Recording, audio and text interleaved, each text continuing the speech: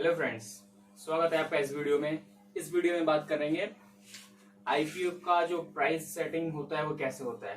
ठीक है, जैसे आपने लास्ट वीडियो में देखा था प्राइमरी मार्केट और सेकेंडरी मार्केट के बारे में। इस वीडियो में देखेंगे हम आईपीओ जो कंपनी लेकर आती है वो प्राइस कैसे सेट करती है। ठीक है, जैसे सपोज मान लो कोई कंपनी है, सपोज मान लो एक कंपनी है जिसका नाम है बड़ा बिजनेस प्राइवेट लिमिटेड। ठीक है, अब ये क्या है, प्राइवेट लिमिटेड है, इसको लिमिटेड होना है, मतलब पब्लिक ही होना है। ठीक है, ये पब्लिक में आना चाहती है, मतलब मार्केट में लिस्ट होना चाहती है, तो ये कंपनी क्या करेगी, आईपीओ लेके आएगी।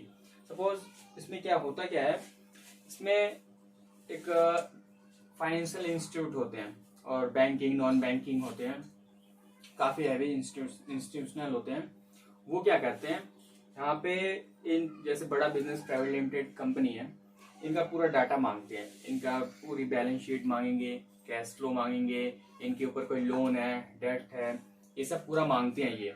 उसके बाद डिसाइड करते हैं, तुम्हारा ये जो फाइनेंशियल इंस्टीट्यूट है ये डिसाइड करते हैं कि तुम्हारी कंपनी का जो नेट जो वैल्यू है वो इतनी है। ठीक है, तो सपोज इस बड़ा बिजनेस की जो कंपनी है ना, ये जाएंगी कि इसके पास बैंकिंग, ठीक है, और नॉन बैंकिंग जैसे फाइनेंशियल हो गया, ठीक है, फाइनेंशियल इंस्टीट्यूट, ठीक है, इन सब के पास जाएंगी।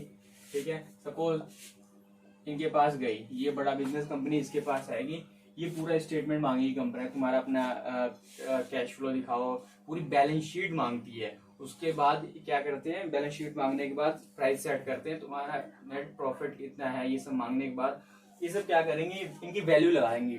सपोज इस कंपनी की जो वैल्यू है 10 करोड़ है, कितनी है, 10 करोड़। ठीक है, अब ये जो ये बैंकिंग नॉन बैंकिंग ये इससे पूछेंगी कि अच्छा ये बताओ कि आपकी जो कंपनी की वैल्यू है इस समय 10 करोड़ की है। ठीक है, अब आपको फंड रेज कितना करना है, आईपीओ लेके आ रही है ना कंपनी, बड़ा बिजनेस आईपीओ लेके आ रही है। अब इसने पूछेगी अच्छा ये बताओ आपको फंड रेज कितना करना है। अब ये बोलती है मुझे फंड रेज करना है 5 करोड़। कितना करना है, 5 करोड़। इस कंपनी की वैल्यू कितनी है, मार्केटिंग कर सकती है, यूट्यूब मार्केटिंग वगैरह, कुछ भी एडवर्टाइजमेंट वगैरह करना है, ये सब इसको करना है।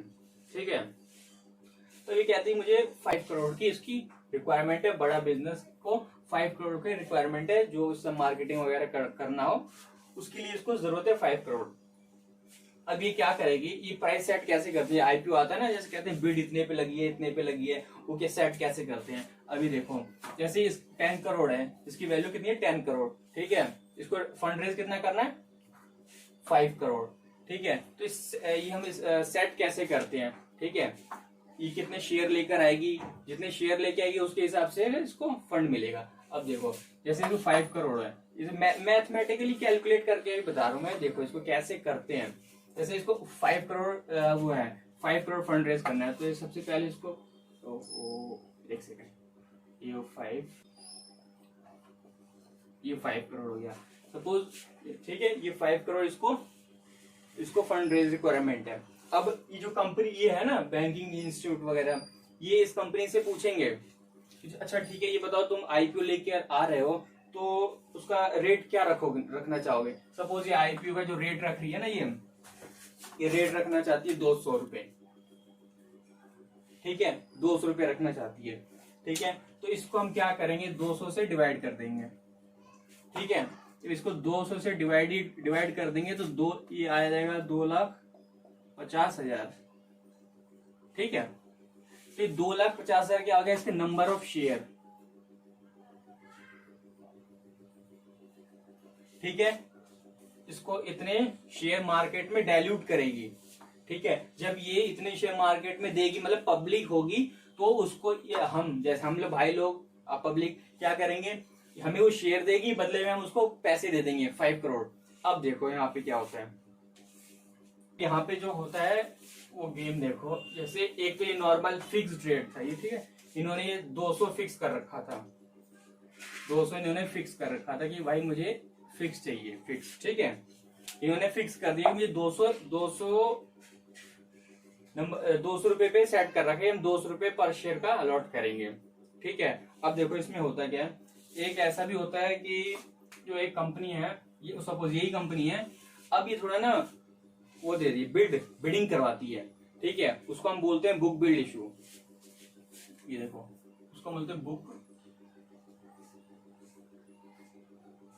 Build issue.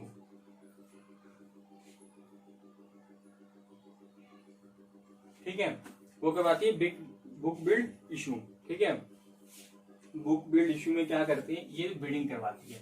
ठीक है, अब यहाँ पे ध्यान से देना। अब इसके बाद ये लेक्चर 3 के बाद जितनी भी क्लासेस आएंगी ना, वो काफी वहां से इंपॉर्टेंट होने वाली है, क्योंकि यहाँ इसके बाद हम एकदम एकदम रियल इन्वेस्टमेंट के बारे में जानने वाले हैं कि इन्वेस्टमेंट कैसे करते हैं, हमें क्या क्या देखना होता है। टिकर टेप, स्क्रीनर, ये 2 हैं, काफी अच्छी वेबसाइट है यहाँ पे, और इसका कोई आपको पैसे नहीं देने, फ्री में आप इसका यूज कर सकते हो, काफी अच्छी वेबसाइट है। ठीक है, इसके अब ये देखते हैं बुक बिल्ड इशू में क्या होता है। ठीक है, अब जैसे यहाँ पे आपने देखा, ठीक है, ये कंपनी का क्या नाम है, बड़ा बिजनेस प्राइवेट लिमिटेड, बड़ा बिजनेस। ठीक है, अब इसको कौन कौन जानता है बड़ा बिजनेस को। आईपीओ में सारे तो पैसे लगाते नहीं है, ठीक है, जो जानेगा वही पैसे लगाएगा ना। अब इसमें केस देखते हैं क्या होता है। देखो, सपोज एक पर्सन है, पर्सन ए है, ठीक है, एक पर्सन बी है, एक पर्सन सी है, एक पर्सन डी है। ठीक है, ठीक है, यहां तक समझ आ गया ना। अब ये क्या करेंगे, अब जो फर्स्ट पर्सन है ना, ये बस ऐसे ही सुना है, बड़ा बिजनेस के बारे में सुना है, हमारी कंपनी है, तो ये 200 के हिसाब से 10 शेयर ले लेगा, बोलेगा देखा है ठीक ठाक है, 10 शेयर ले लेगा। ठीक है, जो पर्सन बी है ना, ये इसको अच्छी तरह जानता है, और जो सॉरी एक मिनट, ये बताना भूल गया मैं, जो बिडिंग करवा रही है ना, ये जो बिडिंग करवा रही है 200 और 220 के बीच में। ठीक है, ठीक है, मतलब कहने का मतलब ये थोड़ी रिलैक्सेशन दे देती है कि 200 और 200 के बीच में जिसको लेना है वो ले ले। ठीक है, अब देखो इसमें क्या होता है। ठीक है, देखा है ठीक ठाक है, मैं 10 शेयर ले सकता हूँ। ठीक है, तो 10 शेयर ले लेगा। अब जो सेकंड पर्सन है ना, ये क्या करेगा, ये कहेगा भाई इसको तो मैं जानता हूँ अच्छी तरह, ठीक है, बहुत बढ़िया कंपनी है, प्रॉफिट आ रहा है, कोई इसके ऊपर कर्ज नहीं है, लोन नहीं है, ठीक है, नेट प्रॉफिट सही है, कैश फ्री कैश है, कैश है ना। तो ये क्या करेंगे, ये क्या करेगा पर्सन बी, ठीक है, ये क्या करेगा, इस पे ले लेगा। अरे भाई बहुत अच्छी कंपनी है ये, इसका आईपीओ मुझे हर हाल में चाहिए तो चाहिए। ठीक है, तो ये सीधा ना मैक्सिमम वाले पे बिडिंग कर देगा। ये करेगा जैसे देखो 220 के ले लेगा, 100 शेयर ले लेगा ये देखो। ठीक है, कितने ले लेगा, 100 शेयर ले लिए। अब देखो, अब ये सी और डी है ना, जो सी और डी, ये जनरली ऐसे ही है, इनको कोई मतलब नहीं है, बस इनको मतलब है कि बस सुना होना है इधर से, कोई मतलब नहीं है, बस शेयर इनको आईपीओ में बिडिंग करनी है। तो ये क्या करेंगे, ये सपोज ये है, ये बंदा है ना, तो ये 205 पे कर देगा, ये कर देगा 208 पे कर देगा, ये भी कहता है मुझे भी यार मिल जाए तो ठीक है, नहीं तो कोई बात नहीं, तो ये कर दे, ये भी ले लेता है 208 रुपए के हिसाब से, ये भी कहता है चलो भाई मुझे 10 शेयर दे देना। तो अब देखो यहाँ पे क्या होगा, इसको 10 शेयर चाहिए, तो इसकी कैपिटल कितनी हो गई, इसका इतना हो गया अमाउंट। ठीक है, इसका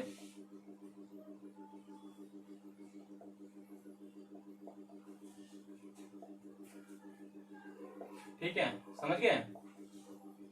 अब देखो, अब मिलेगा कैसे आईपीओ, कहते हैं आपने काफी बार सुना होगा, कहते हैं यार मैंने बिडिंग की थी लेकिन मुझे आईपीओ नहीं मिला। इवन मेरे साथ भी हुआ है, ठीक है, मेरे साथ भी हुआ है, मैंने खुद अप्लाई किया था पारस डिफेंस का, लेकिन मुझे नहीं मिला। ठीक है, आईआरएफसी का अप्लाई किया था लेकिन वो मुझे मिल गया। ठीक है, अब जनरली जो बिडिंग करते हैं ना, बिडिंग कहते हैं भाई मुझे आईपीओ चाहिए, जैसे जोमेटो का हो गया, पेटीएम हो गया, और बहुत सारे आईपीओ तो खैर आते रहते हैं। तो ये इसमें क्या होता है, जैसे इस वाले रेंज पे ना, ये इस कोई बिडिंग नहीं करता जल्दी, ज्यादातर इसी वाले पे करते हैं, मैक्सिमम पे, हाईएस्ट पे 220 है। अगर ये 230 होता ना, तो कहेंगे नहीं भाई कंपनी अच्छी है, 230 पे दे रही है तो मैं 230 पे बिडिंग करूंगा। ठीक है, समझ गए, ये इस पे 220 पे कर देगा। अब देखो, अब जैसे इसको कितने चाहिए शेयर, इसको 5 करोड़, सॉरी 5 करोड़ चाहिए, इसको चाहिए। अब इन सब पर्सन से, पर्सन ए, पर्सन बी, सी और डी, इन सारे पर्सन से जैसे इसके पास 5 करोड़ आ जाएंगे, इन चारों को मिला के, 4 है ना ये person A B C D, चारों को मिला के जैसे इसके पास कितने गए, 5 करोड़ इस कंपनी के पास आ जाएंगे। 5 करोड़, ये जो 5 करोड़ है इस कंपनी के पास मिल जाएंगे। तो मिलेंगे ना, अब देखो यहाँ पे एक गेम, जैसे ये जो पर्सन है ना ये, अब सब ऐसे और भी तो बंदे होंगे, ये सबसे इसने लगाया 205 पे, इसने 208 पे लगाया, इसने 220 पे लगाया। तो अब देखो जैसे सपोज ये 208 वाला है, एग्जांपल समझना, ठीक है। अब 208 पे क्या होता है ना, 208 इसने लगा दिया 208.90 पे लगा दिया सपोज, ठीक है। इसके बीच में हम कहीं पर भी लगा सकते हैं, ठीक है। अब इस रेंज में क्या हुआ, आईपीओ ये 2,50,000 आईपीओ उतारेगी। जब इतने आईपीओ देगी सॉरी इतने शेयर देगी मार्केट में, तो उसको मिलेंगे 5 करोड़, ठीक है। यहां तक क्लियर है।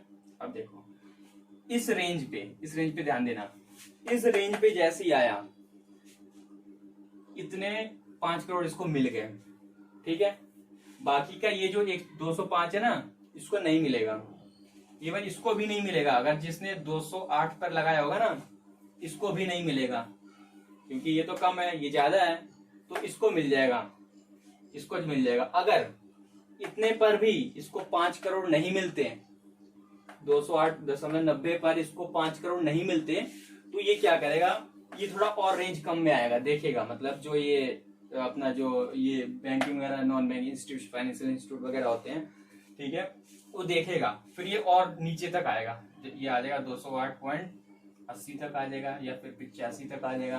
तो इन पे होगा तो इनको मिल जाएगा। मतलब कहने का मतलब है जैसे ही इसको 5 करोड़ मिल गए बड़ा बिजनेस को, ठीक है, 5 करोड़ मिल गए, वहीं से आईपीओ बंद, किसी को नहीं मिलेगा, समझ गए। वो एक अलग बात होती है, जैसे एक आईपीओ आया था, सॉरी हाँ आईपीओ आया था एलआईसी का, तो उसने क्या कहा था, जैसे स्टे दे दिया था, जैसे कुछ परसेंट डाइल्यूट कुछ परसेंट उसने फिक्स कर रखे थे, 2% या 5% फिक्स रेट था कि जो एलआईसी के जो होल्डर हैं, जिनका एलआईसी जो प्रीमियम जमा करते हैं, जिनके पास एलआईसी है, एलआईसी की पॉलिसी है, उनको कुछ परसेंट डिस्काउंट मिला था। अगर वो अपना डीमेट अकाउंट से आईपीओ अप्लाई करते हैं तो कुछ इनको रिलैक्सेशन मिला था, ठीक है। यहां तक तो आपने देख लिया आईपीओ का प्राइस कैसे सेट होता है, ठीक है।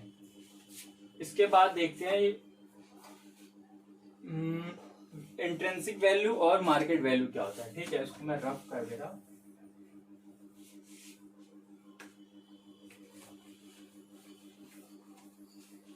अब बात करेंगे इंट्रिंसिक वैल्यू और मार्केट वैल्यू क्या होता है, ठीक है। और इसमें जैसे इंटरनेशनल की अगर बात करें तो जो वहां पे ये करते कैसे प्राइस सेटिंग, इसमें ये होता है, देखो जैसे इंटरनेशनल पे हो गया इंटरनेशनल पे हो गया जेपी मॉर्गन हो गया, वो जनरली वो देखते हैं। और एक जेपी मॉर्गन का ही मुझे याद है, और भी है 3-4 और हैं, लेकिन मुझे याद नहीं आ रहा, जेपी मॉर्गन ही ज्यादा नाम सुना मैंने, ठीक है। वो क्या करते हैं, अब ये तो इंटरनेशनल लेवल पर है, लेकिन नेशनल अपना इंडिया में क्या है कि फाइनेंशियल या फिर नॉन बैंकिंग इंस्टीट्यूट के पास जाते हैं, तो वो क्या करते हैं, उसपे स्टैंप लगा देते हैं, ठीक है। वो फिर स्टैंप लगा के क्या करते हैं, सेबी के पास लेके जाते हैं। देखो यहाँ पे जैसे बैंकिंग या फाइनेंशियल इंस्टीट्यूट, ठीक है, ये क्या करेंगे, ये लेके जाएंगे सेबी के पास, SEBI central exchange board of India, ठीक है। ये क्या करेंगे, इस पे लगा देंगे स्टैंप, ये पूरा आपका डॉक्यूमेंटेशन लेकर जाएगी। इस बड़ा बिजनेस कंपनी है ना, ये पूरा कैश फ्लो नेट फ्लो लेके जाएगी, इसके पास पूरा चेक करेगी, चेक करने के बाद ये बोलेगी ठीक है, डॉक्यूमेंट ठीक है, फिर ये इनके पास लेके आएगी सेबी के पास। सेबी क्या करेगी, इस लगा देगी स्टैंप, ठीक है भाई, आईपीओ में लिस्ट हो जाएगी, डेट वगैरह जो भी होगा, बिडिंग वगैरह वो बता देती है, ठीक है। उसके बाद क्या होता है, बीएससी आ जाता है और एनएससी लिस्ट हो जाएंगी, समझ गए। अब बात करते हैं, ये तो रह गया था जो वो मैंने बताया अभी। अब इंट्रिंसिक वैल्यू और मार्केट वैल्यू। इंट्रिंसिक वैल्यू से क्या समझ आ रहा है आपको, समझ आ रहा है इंट्रिंसिक वैल्यू का मतलब क्या है। इंट्रिंसिक वैल्यू का मतलब ये है जैसे कोई एक रियल वैल्यू क्या है उस चीज की, ठीक है। जैसे कि सपोज कोई प्रॉपर्टी है, प्रॉपर्टी का एक्चुअल में रेट कितना है, 10 रुपए 100 रुपए गज या वॉटेवर जो कुछ भी हो सकता है, ठीक है। कहीं पे हाइप तो नहीं बना दिया उस चीज का, 1000 रुपए गज चल रहा है ना, तो ऐसे ऐसे वही चीज होती है इंट्रिंसिक वैल्यू। ठीक है, इंट्रिंसिक वैल्यू कितनी है, ठीक है, मतलब एक रियल वैल्यू कितनी है उस चीज की। ठीक है, जैसे अब गेहूं का रेट है सपोज मान लो 10 रुपए है, कहीं दूसरी जगह जाओगे तो मिलेगा वो 40 रुपए किलो, 50 रुपए किलो, लेकिन अब एक्चुअल रेट, रियल वैल्यू क्या है उस चीज की। ठीक है, तो ये होता है इंट्रिंसिक वैल्यू। और मार्केट वैल्यू, ये इंट्रिंसिक वैल्यू यहाँ पे चलेगा आपका, यहाँ पे चलेगा मार्केट वैल्यू। ठीक है, मार्केट वैल्यू में पता है क्या होता है, मार्केट वैल्यू में क्या होता है, जैसे सपोज कोई एनएमडीसी का शेयर लेंगे आज, एनएमडीसी शेयर है, ठीक है, एनएमडीसी का शेयर लेंगे, इसके बारे में बात कर सकते हैं, कोई सा भी शेयर ले लो, उससे कुछ फर्क नहीं पड़ेगा, बस समझाने के लिए है। मार्केट वैल्यू जैसे सपोज ये शेयर है, यूं चल रहा है, यूं चल रहा है, देखो ऐसे चलता है ना शेयर, यूं चल रहा है। सपोज यहाँ पे है 120, यहाँ पे आ गया 100, 150, यहाँ पे आ गया फिर 130 आ गया, यहाँ आ गया 180 आ गया, ठीक है। अब ये, और आपने कभी देखा होगा तो जनरली ऐसे लिखा होता है, देखना कभी गूगल पे टाइप करोगे एनएमडीसी या फिर रिलायंस, इन्फोसिस, टाटा वगैरह शेयर टाइप करोगे ना, शेयर प्राइस तो आएगा, देखना पर डे का 4%, ठीक है, ब्रैकेट में ऐसे लिखा हुआ 1 डे का, और कभी लिखा होता है -3, ठीक है, कभी लिखा होगा -0.8, व्हाटएवर, बहुत कुछ लिखा रहता है, ठीक है, अलग अलग। तो इससे मतलब क्या है, ये मतलब बता रही है ये मार्केट वैल्यू है, मतलब पर डे इतना 4% बढ़ा है, -3% ये शेयर डाउन हुआ है, ठीक है, ये शेयर 3% डाउन हुआ है, -0.8% इसमें डाउन है, ठीक है। तो क्या है इससे, जैसे एनएफडीसी कंपनी है, जैसे ये बड़ा बिजनेस की कंपनी है, ठीक है, तो सपोज यार मैं ना एक काम करता हूँ, ये ना बड़ा बिजनेस ही लिख देता हूँ, इसीलिए रहेगा, है ना, ये कंपनी है, ठीक है, ठीक है। अब ये जो शेयर है चल रहा है, यहाँ पे मैं 200 करता हूँ, क्योंकि 200 पे स्टार्ट किया था ना हमने, है ना, पूरे पे 200 लेते हैं, ठीक है। अब देखो, तो ये मार्केट वैल्यू की भी बात कर रहा हूँ, ये एक दिन का बताता है, 1 डे का, ये भी 1 डे का है, ये भी 1 डे का है, ठीक है, 1 डे का है। तो 1 डे में कितना चेंज आए वो बताता है। अब कहोगे क्या आप, एक क्वेश्चन तो आ ही रहा होगा सबके मन में कि एक दिन में कंपनी 4% उठ गई, ठीक है, तो क्या इस पे फर्क पड़ेगा, इस कंपनी पे, ये क्वेश्चन आ रहा है ना, इस कंपनी पे फर्क पड़ेगा, इस वाली कंपनी बताओ फर्क पड़ेगा, इस वाली कंपनी पे 4% उठ गई तो इस पे फर्क पड़ना चाहिए, और यहाँ पे उसके अगले दिन ये 3% फिर गिर जाती है, ये डाउन हो जाती है, एक दिन उठ जाती है, अगले दिन में इतना चेंज आता है। अब देखो है कुछ नहीं, सिंपल है, देखो बताता हूँ क्या है, यहाँ पे जो है ना मुद्दा, समझो ध्यान से, कॉन्सेप्ट समझो, कॉन्सेप्ट यहाँ पे जो है, ये हम बायर और सेलर, इन दोनों के आपस में क्या होती है, भिड़त, ताबड़तोड़, ठीक है, इन दोनों की होती है भिड़त, एक खरीदता है एक बेचता है, तो ज्यादा ये बेचने वाला है, बाइंग ज्यादा होगी तो शेयर उठेगा, सेलिंग ज्यादा होगी तो नीचे गिरेगा, समझ गया। इस शेयर पे अगर बाइंग ज्यादा होगी तो शेयर उठेगा, सेलिंग ज्यादा होगी तो नीचे गिरेगा। पहले दिन क्या हुआ, उठा है ये शेयर, मतलब बायर ज्यादा एक्टिव थे, अगले दिन सेलर एक्टिव थे, स्टॉक ऑफर नीचे खींच दिया उन्होंने, ठीक है, तो यही सब होता है, ठीक है। अब ये तो मार्केट वैल्यू ऐसे ही है, मतलब इसमें कुछ हमें लेना देना नहीं है, मार्केट एक्चुअल रेट जो होता है उससे एक्चुअल रेट जो होना चाहिए, सपोज होना चाहिए इसका 200 पे बिड लगाई थी ना हमने, फॉर एग्जांपल 200 होना चाहिए, लेकिन अब यार ये भाग जा रहा है 200, यहाँ 250, फिर 230 या 280 पहुंच गया, है ना, तो उसका क्या है, मार्केट में कुछ एक जो ये बड़ा बिजनेस कंपनी है या व्हाटएवर, जो कोई सी भी कंपनी हो, वो क्या करती है ना, न्यूज फैला देती है इधर उधर, भाई इस कंपनी में ये आ गया। अब एक लॉजिक देखो, जैसे एक राकेश झुंझुनवाला हो, आरजे बोलते हैं ना शॉर्ट फॉर्म में, अब आरजे न्यूज आ गई यार, इस बड़ा बिजनेस कंपनी में ना आरजे इन्वेस्ट करने वाले हैं, 2% का हिस्सेदारी लेंगे ये आरजी। अब मार्केट में न्यूज पहुंच गई, आरजी ले रहे हैं, आरजी ले रहे हैं, तो क्या होगा, हम लोग भी बाई लेंगे।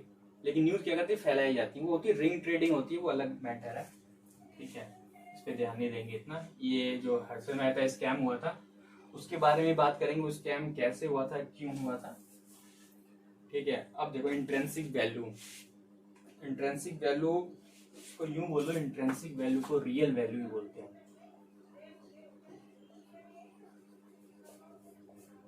ठीक है। रियल वैल्यू क्या है, इंट्रिंसिक वैल्यू मतलब रियल वैल्यू क्या है। इसमें क्या होता है, समझो एक सिंपल सा एग्जांपल लेके यहां से आप समझ जाओगे मुझे किस स्टॉक पर इन्वेस्ट करना है या नहीं करना।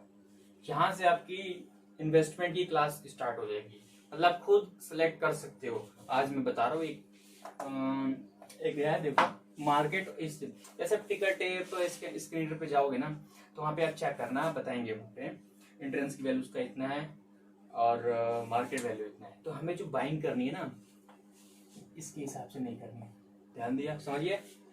अगर मार्क अभी मैं बता रहा हूँ एग्जांपल, देखो ये केस 1 है और यहाँ पे लिखेंगे केस 2।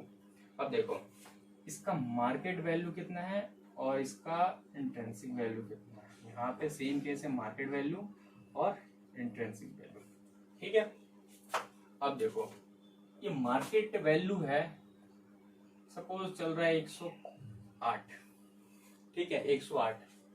इंट्रिंसिक वैल्यू है इसका जो इंट्रिंसिक वैल्यू है 60 रुपए फॉर एग्जाम्पल।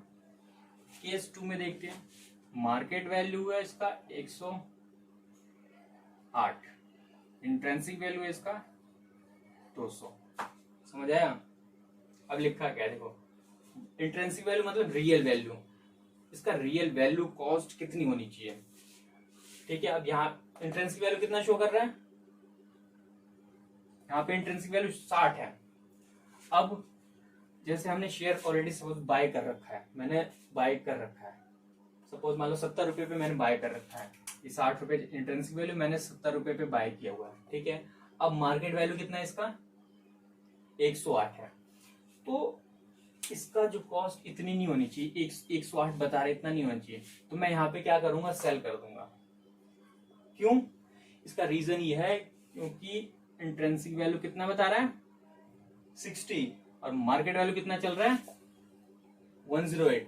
तो हमें मार्केट वैल्यू को देखते हुए इन्वेस्टमेंट नहीं करनी। तो जो इंटेलिजेंट इन्वेस्टर होगा ना, वो क्या करेगा, सेल कर देगा वो, ठीक है, वहां से निकल जाएगा सेल करके, ठीक है।